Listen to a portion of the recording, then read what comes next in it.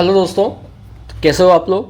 तो आज अपन पढ़ेंगे heating effect of electric current और समझेंगे कि heating effect of electric current क्या होता है। तो मैंने कुछ पॉइंट्स लिखे हैं यहाँ पर, पहले इनको अपन समझते हैं। पहला पॉइंट आपका क्या है? पहला पॉइंट है आपका यहाँ पर when A potential difference is applied across a wire by the battery. अगर आप कोई भी सर्किट बनाते हो तो सर्किट के अंदर आप क्या लगाओगे? बैटरी लगाओगे, ये आप जानते हो ना। बैटरी से आपको क्या मिलता है? पोटेंशियल डिफरेंस मिलता है आपको। When A potential difference is applied across a wire by the battery, ठीक है ना। ए स्टेडी करंट, यहाँ पर क्या लिखा हुआ है? A steady current begins to flow in the circuit. Steady current एक वो करंट होता है जो आपका कांस्टेंट करंट होता है, जो चेंज नहीं होता टाइम के साथ। स्टेडी करंट एक वो करंट होता है जो कांस्टेंट होता है, टाइम के साथ चेंज नहीं होता। तो a steady current begins to flow in the circuit, तो सर्किट के अंदर क्या हो जाएगा? एक आपका करंट फ्लो होना चालू हो जाएगा।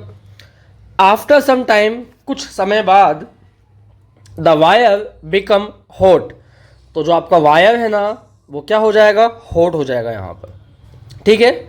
It means that the electric energy is being converted into heat energy. और जब वो हॉट हो जाएगा, इसका मतलब ही क्या है कि इलेक्ट्रिक एनर्जी जो आपकी है ना वो कन्वर्ट हो गई है किसमें? हीट एनर्जी में। अरे समझ में आया कि नहीं आया? आगे देखो, the heat so produced is called, उसी हीट को अपन ने क्या बोल दिया यहाँ पर? Joule's heat. And the phenomenon of heating of wire by the flow of current, इस सारे प्रोसेस को अपन क्या बोलते हैं? Joule's heating effect. अरे समझ में आया कि नहीं आया? देखो कुछ अपन एग्जांपल लगते हैं, मैं आपको फिर से बताऊंगा। वेरियस इलेक्ट्रिक अप्लायंसेज, तो अपन अपनी डेली लाइफ में कौन कौन से ऐसे अप्लायंसेज है जिसमें अपन ये हीटिंग इफेक्ट देखते हैं करंट का? Electric bulb. अब आप जानते हो ना, अगर आप बल्ब को 1 घंटे तक चालू करके रखोगे फिर उसको हाथ लगाओगे तो आपको हीट फील होगा यहाँ पर। एक तो आपका हो जाएगा इलेक्ट्रिक बल्ब। इलेक्ट्रिक आयरन, आप जानते हो हम लोग घर पे इस्त्री करते हैं, प्रेस करते हैं ना अपन लोग, तो ये भी किसका एग्जाम्पल है? आपका हीट का एग्जाम्पल है। उसके बाद आ जाएगा आपका इलेक्ट्रिक हीटर, ये भी आपको किसका एग्जाम्पल है? हीट का एग्जाम्पल है। तो कौन कौन से अप्लायंसेज है जहाँ पे हमें हीटिंग इफेक्ट ऑफ करंट देखने को मिलता है? इलेक्ट्रिक बल्ब, ये आपका हॉट हो जाता है थोड़ी देर बाद, जलने के बाद। इलेक्ट्रिक आयरन, ये तो आप जानते ही हो ना अच्छे से, जब ये हीट प्रोड्यूस करेगा तभी तो हम अपने कपड़े प्रेस कर सकते हैं ना। इलेक्ट्रिक हीटर आपको पता है बहुत अच्छे से। ये कुछ एग्जाम्पल है, मैं एक बार फिर से देखता हूँ उसको, है ना। सुनो, मैंने बोला यहाँ पर heating effect of electric current क्या होता है, फिर से देखना। When A potential difference is applied across a wire by the battery, किसी भी सर्किट के अंदर आप बैटरी लगाते हो, बैटरी आपको क्या प्रोवाइड करता है? क्या सप्लाइड करता है? पोटेंशियल डिफरेंस V आपको यहाँ पर वो सप्लाई करता है। और जब V सप्लाई करता है तो V आपको क्या करता है? आगे जाके करंट फ्लो करता है ये, ठीक है ना। तो a steady current begins to flow in the circuit. अब जब करंट फ्लो होना चालू हो जाएगा तो आफ्टर सम टाइम, कुछ समय बाद, द वायर बिकम्स हॉट, तो जो आपका वायर है कंडक्टर के अंदर वो आपका क्या हो जाएगा? हॉट हो जाएगा। इसी का मतलब क्या है आपका? कि इलेक्ट्रिक एनर्जी है ना वो कन्वर्ट हो गई किसमें? हीट एनर्जी में। और यही आपका क्या होता है? Heating effect of electric current. और जो आपकी हीट प्रोड्यूस हुई ना, the heat so produced is called, उसी को आपने क्या बोल दिया यहाँ पर? Joule's heat. And the phenomenon of the heating of wire by the flow of current, current के फ्लो की वजह से जो आपका वायर है ना वो जो हीट हुआ, उसी सारे प्रोसेस को अपन ने क्या बोल दिया? Joule's heating effect. जो हीट प्रोड्यूस हुई है उसे आपने बोला जूल्स हीट, और करंट की वजह से, करंट के फ्लो की वजह से जो आपका वायर है ना हीट हुआ ना, उसी कंप्लीट प्रोसेस को आपने बोल दिया जूल्स हीटिंग इफेक्ट। अगर आपके एग्जाम में आता है कि heating effect of electric current क्या होता है, तो पहला पॉइंट तो ये लिख देना, उसके बाद दूसरा पॉइंट ये लिख देना, उसके बाद तीसरा पॉइंट एग्जाम्पल की फॉर्म में ये लिख देना। कौन कौन से अप्लायंसेज है जहां आपको ये इफेक्ट देखने को मिलता है। अब देखो, आपने पढ़ा heating effect of electric current, उसका एक फॉर्मूला है यहाँ पर, क्या लिखा है मैंने? देखो, capital H is equal VIT equal I square RT equal V square T upon are.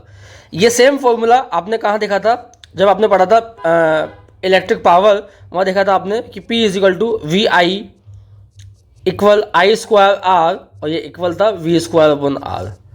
ठीक है ना। तो सब जगह क्या आ गया, into T into T into T आ गया। देखो वी आई के बाद टी है यहाँ पर, आई स्क्वायर आर के बाद टी है यहाँ पर, वी स्क्वायर के बाद भी टी है यहाँ पर। तो ये फॉर्मूला कैसा है, ये मैं आपको सिखाता हूँ। ठीक है ना। अब देखो, आपको अगर न्यूमेरिकल सोल्व करना है ना इसका, तो आपको यही वाला हीटिंग का फॉर्मूला याद होना चाहिए। बाकी ये फॉर्मूला आया कैसे मैं आपको समझा देता हूँ। यहाँ पर सुनो मेरे बात ध्यान से। हम क्या जानते हैं, हम जानते हैं कि जो आई होता है आपका इलेक्ट्रिक करंट, वो क्या होता है, दो फॉर्मूले आपको याद होने चाहिए यहाँ पर। एक तो आई वाला, आई का फॉर्मूला होता है क्यू अपॉन टी। आई आपका होता है Q upon T electric current, ये आपको मैंने पढ़ाया था। ठीक है। आपका जो पोटेंशियल डिफरेंस होता है वी, उसका होता है आपका डब्ल्यू अपॉन क्यू, ये भी दोनों आप जानते हो। तो I equal Q upon T से, तो मैंने क्या किया, क्यू का फॉर्मूला निकाल दिया। अगर ये टी है ना, आई के साथ जाएगा मल्टीप्लाई होने के लिए। अगर ये टी आपका आई के साथ जाएगा, ये जो आई है ना, ये टी आई के पास जाएगा, तो ये बन जाएगा आई टी बराबर क्यू। तो यहाँ से तो क्या आ गया आपके पास फॉर्मूला, क्यू बराबर आई टी। एक तो ये हो गया। अच्छा हुआ कि नहीं हुआ। पोटेंशियल डिफरेंस का फॉर्मूला था डब्ल्यू अपन क्यू, तो आपको यहाँ से निकालना है डब्ल्यू का आंसर, डब्ल्यू का फॉर्मूला। तो क्यू कहाँ जाएगा, वी के पास जाएगा, तो डब्ल्यू बराबर क्या आ जाएगा, डब्ल्यू का मतलब होता है work done, V into Q. तो एक तो आपका क्यू का आ गया आई टी, एक आपका डब्ल्यू का आ गया वी क्यू। आया कि नहीं आया, ठीक है।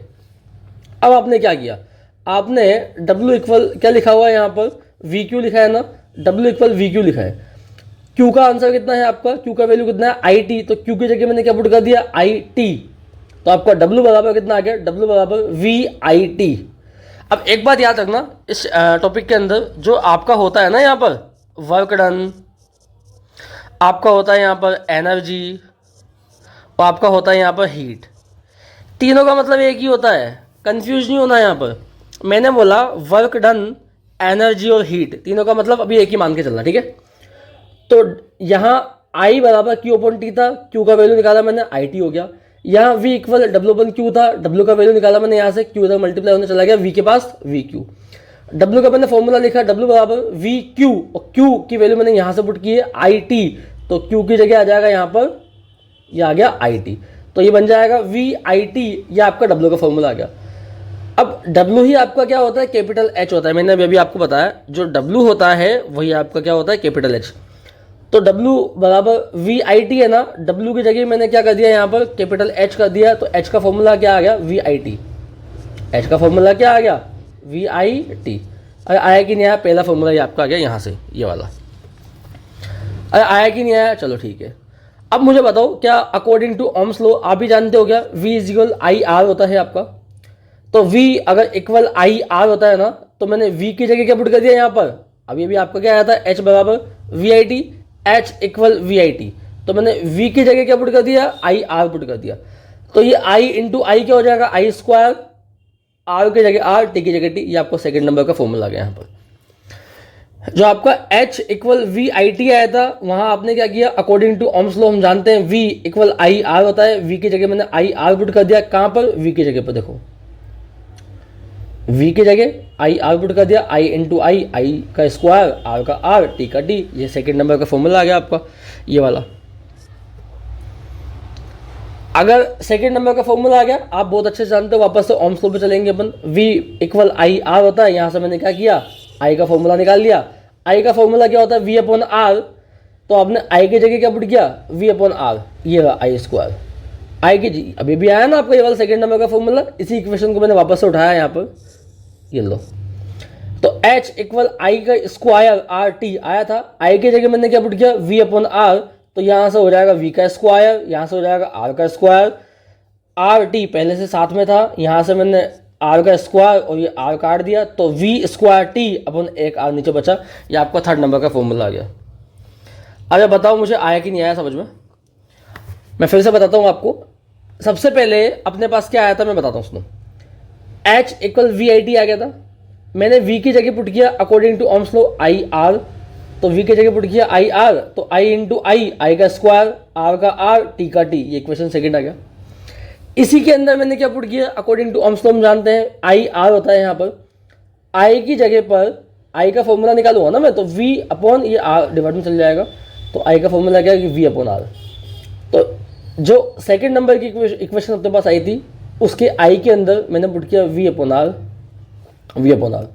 तो वी का स्क्वायर किया मैंने यहाँ पर, आर का स्क्वायर किया मैंने यहाँ पर, आर टी पहले से साथ में चल रहा था, ये वी का square R and T upon R का स्क्वायर। अब आर के ऊपर स्क्वायर है ना, तो 2 से एक आर कट गया यहाँ से, ठीक है ना, तो वी का स्क्वायर टी अपॉन आर बचा यहाँ पर। तो बेसिकली ये ऐसे तीनों फॉर्मूला आए थे। तो मेन फॉर्मूला आपको ये वाला याद करना है। कौन सा वाला? ये वाला फॉर्मूला याद करना है मेन आपको। ये आपका सिंपली ये फॉर्मूला कहाँ से बनाता है वो मैंने समझा दिया आपको। अरे बताओ भाई समझ में आया कि नहीं आया? तो अगर आपके बोर्ड एग्जाम में आता है ना, अगर आपके बोर्ड एग्जाम में आता है heating effect of electric current क्या होता है, तो ये फर्स्ट पॉइंट लिख देना ये वाला, ठीक है। सेकंड पॉइंट ये लिख देना, ठीक है ना। थर्ड पॉइंट आपका एग्जाम्पल था, और फोर्थ आपका सीधा सीधा ये वाला फॉर्मूला लिख के आया ना, आपका काम बन जाएगा। अरे बनेगा कि नहीं बनेगा? एक बात और, अगर ऐसा आता है ना हीट का यूनिट क्या होता है, अगर ऐसा आता है आपका कि हीट का यूनिट क्या होगा, तो भैया हीट का यूनिट क्या होता है? जूल। ये भी याद रखना, जो हीट है ना आपका उसका यूनिट क्या होगा? उसका यूनिट होगा जूल। तो बस इतना याद रखना। अगर आपको ये वीडियो पसंद आया तो please like and subscribe. Thank you.